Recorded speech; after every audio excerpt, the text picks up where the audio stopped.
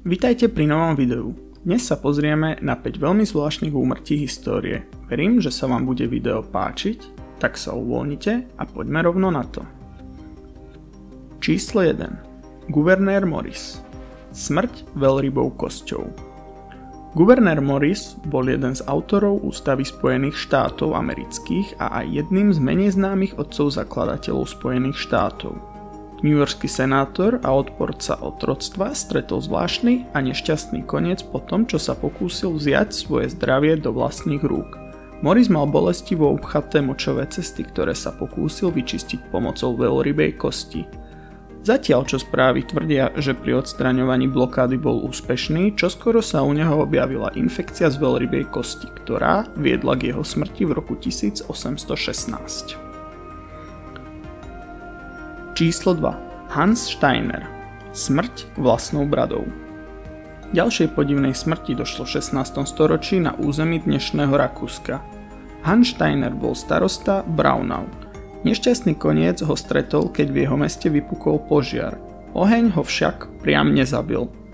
Pri evakuácii nešťastnou náhodou zakopol o svoju bradu dlhú 1,4 metra, pričom si zlomil krk.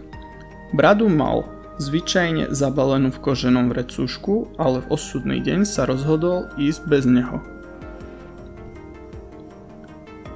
Číslo 3. Drako z Atén.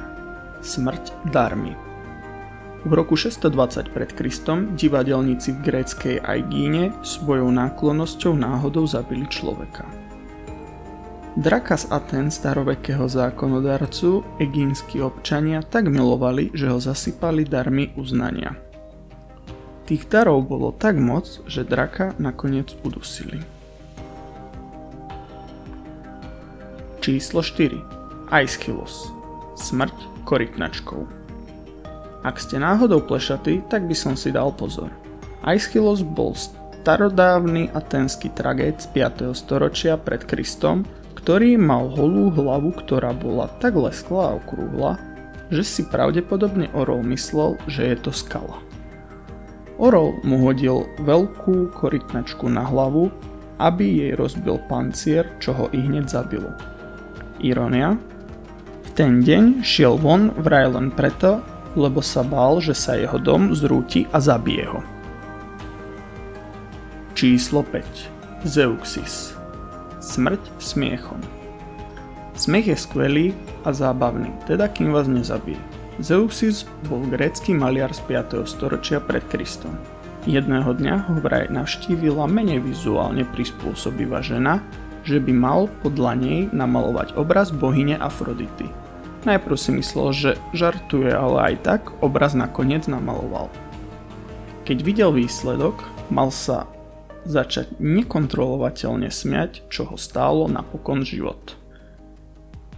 To bude na dnes všetko. Ak sa vám video páčilo, budem rád, keď dáte like, koment alebo video zazdieľate medzi svojich priateľov. Ja sa s vami lúčim do ďalšieho videa.